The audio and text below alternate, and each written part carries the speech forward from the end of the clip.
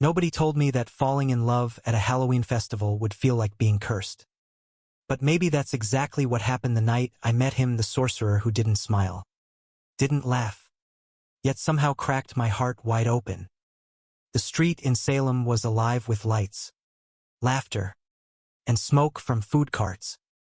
Kids dashed past in costumes. Couples shared cotton candy. And music spilled from every corner of the fairground. I should have been enjoying myself with my friends. But instead, I stood frozen near the edge of the lantern-lit path, staring at a man who seemed pulled out of some other world. He wasn't in a cheap costume like everyone else. No rubber masks. No plastic fangs. His long coat was heavy, lined with dark silver threads that shimmered whenever the light touched him. His hair fell in loose, unruly waves over sharp cheekbones. And his eyes, God. His eyes were dark enough to drown in. People brushed past me, laughing, bumping shoulders. But I couldn't move. He stood just across from me at a booth selling tarot cards and charms. But he wasn't buying. He was watching me. For a second, I thought it was some trick of the shadows, some illusion in the chaos of the night. But then his gaze locked onto mine, and I swear my lungs forgot how to work. "You're staring too long, Evan." My friend Marco nudged me with an elbow. "What? You into the haunted house guy?" My voice cracked. I couldn't admit what I felt. Not when it was so sudden and reckless. But there was something about Hyman ache carved into his face. A loneliness so heavy it seeped through the carnival noise. I should have looked away. But I didn't. The man tilted his head slightly, as if acknowledging my silent defiance, then began to walk straight toward me. I thought my knees might give out. Marco laughed, clueless, and ran off toward a candy stand, leaving me stranded. I tried to act casual, but my fingers trembled against the paper cup of cider I held. When he finally stopped in front of me, the noise of the festival dimmed. He was taller up close, his coat brushing against my arm as if by accident. "You shouldn't look at me like that," he said, his voice low, soft, yet edged with warning. I swallowed hard. "Like what?" "Like you already know me." A chill ran down my spine. "Do I?" I asked before I could stop myself. For a moment, his lips curved not into a smile, but into something sadder, like a man remembering a promise he wished he hadn't made. He leaned closer, his breath ghosting against my ear. "You don't. And you don't want to." He turned, as if to leave, but something inside me snapped. I grabbed his wrist knot tight, just enough to keep him there. His skin was cold, colder than it should have been, and yet I felt a spark shoot through me like fire catching dry wood. "Wait," I whispered. "I don't even know your name." He stared at me, those dark eyes reflecting the flicker of lantern flames. Then, finally, he said, "Adrian." The name clung to me like smoke. For the rest of the night, I couldn't shake him from my mind. I saw him vanish into the crowd, swallowed by laughter and masks. But his presence stayed. Every time I blinked, I saw his eyes. Every time I inhaled, I swore I still smelled the faint trace of herbs and smoke that lingered on his coat. And then, just when I thought he was gone for good, he appeared again, on the edge of the bonfire circle, where the flames lit up his face and turned his sadness into something almost holy.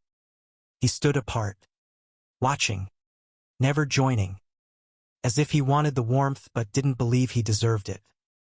I don't know what possessed me, but I walked straight to him. "You look like someone who doesn't belong here," I said, forcing a shaky laugh. He glanced at me, then at the fire. "Maybe I don't." "You're not even trying to pretend," Pretending is exhausting. Something in his words struck me. I was used to people hiding behind jokes, behind half-smiles and bravado. But this man carried his melancholy like armor, and it made him more real than anyone I'd ever met. We stood in silence, the fire crackling between us. Then he spoke again. "Do you believe in curses?" I frowned. Curses? Like witches and spells. His eyes flickered toward mine. Like love. My heart lurched. "That depends," I said quietly. "Does it hurt?" His lips parted slightly, as though he might finally smile. "Always." I don't know what came over me then, but I wanted to reach out to pull him from whatever sorrow chained him down, to tell him he wasn't alone. But when I shifted closer, he took a step back, retreating into the shadows. "Don't," he whispered. "If you touch me, you won't forget me, and forgetting is the only mercy I can give you." The words should have scared me, should have sent me running back to my friends, back to safety, back to the familiar. But instead, they rooted deeper inside me, because in that moment, I realized something terrifying. I didn't want mercy. I wanted him. The first days after the festival were unbearable. I walked the streets hoping to see him, replaying his words in my mind until they burned. "If you touch me, you won't forget me." And he was right. I couldn't forget him. Not when the autumn wind still carried traces of smoke and spice that reminded me of his coat. Not when every shadow whispered his name, Adrian. Then, one night, when the rain smeared the glass of my window, I saw him again, standing across the street, watching me. I rushed outside, not caring that I was barefoot, not caring that the water stung my skin. He didn't move when I approached. His eyes looked darker than ever, rimmed with exhaustion. "You shouldn't be here," he said softly. "Neither should you." I shot back. "And yet, here you are." He exhaled a shaky breath, like he'd been carrying the world and I'd just asked him to drop it. "You don't understand what I am." "Then tell me," I demanded. He looked away, as though searching for the courage. And then, in the soft glow of the street lamp, he spoke. "I was cursed long before you were born, bound to wander, bound to bring ruin to anyone who dares care for me. My touch marks people, makes them ache until they wish they'd never known me. That's why I stay apart. That's why I warned you." My throat tightened. "So you've been alone all this time?" His jaw clenched, but his silence was answer enough. I reached for him. He flinched, but this time he didn't move away. My fingers brushed his, and a jolt shot through me, sharp and electric but instead of pain. I felt heat, overwhelming and alive. He gasped, pulling back as though burned. "You fool, now it's too late." But I didn't care. I stepped closer, pressing my hand firmly into his. "Then curse me. Ruin me. Break me. Just don't leave me." For the first time, his composure cracked. His eyes shone, not with magic, but with something raw, something human. He gripped my hand like a drowning man clutching driftwood. "You don't know what you're asking," he whispered. "I know exactly what I'm asking." My chest ached, but my voice was steady. "To love you, even if it hurts." And then, against the storm, against the curse, against everything he believed about himself, Adrian kissed me. It wasn't sweet. It wasn't gentle. It was desperate, aching, like he'd starved for centuries and finally tasted life again. The rain poured over us, cold and relentless, but all I felt was the heat of his mouth, the tremble of his breath. When he pulled away, his forehead pressed to mine. He was shaking. "You'll regret this." "Never," I said. "Not for a second."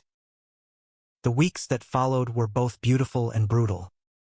Adrian tried to keep his distance, tried to shield me from the weight of his curse. But the more he fought, the more I held on. And slowly, impossibly, he began to soften. He laughed Ansi a real laugh when I dragged him into a diner at midnight and forced him to try pancakes for the first time. He winced at the sweetness, but there was light in his eyes I hadn't seen before. Other times, the curse lashed out. Nightmares haunted me. Shadows stretched too long in my apartment. Whispers clawed at my ears. But every time I faltered, Adrian was there, holding me, apologizing as though the world's cruelty was his fault alone. "I told you," he said one night, his voice breaking. "I destroy everything I touch." "No," I whispered back, clutching his face in my hands.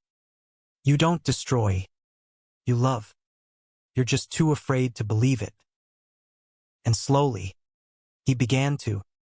It wasn't magic that broke the curse in the end. It wasn't rituals or spells. It was him allowing himself to be loved. Allowing himself to believe that he was worthy of something other than exile. The night it happened, we were back in Salem, walking beneath lanterns as the festival bloomed again. He looked at me with wonder, as though he couldn't believe he'd survived his own heart. "Do you feel it?" I asked quietly. He nodded. The weight was gone. His shoulders were lighter, his eyes brighter. The chains he'd carried for so long had slipped away like smoke in the wind. "I don't understand," he whispered. "Maybe love isn't a curse," I said. "Maybe it's the cure." He cupped my face, his touch no longer cold, but warm, trembling, alive. "Evan," he said, my name breaking on his lips like a prayer. And this time, when he kissed me, it wasn't desperation. It was hope. People danced around us, music swelling, fireworks bursting in the sky. But for me, the world narrowed to his arms, his breath, his smile small and imperfect, but real. Adrian, the man who thought he was doomed to wander alone, had found a home in me. And I, the fool who believed love was just a game, had discovered it was the bravest thing I'd ever chosen. We stayed there long after the music faded, wrapped in each other, refusing to let go. And for the first time since that night, he warned me away. I knew one thing for certain. I would never regret finding him. Not now. Not ever. Thank you for listening. Don't forget to like and subscribe to stay updated with the latest videos.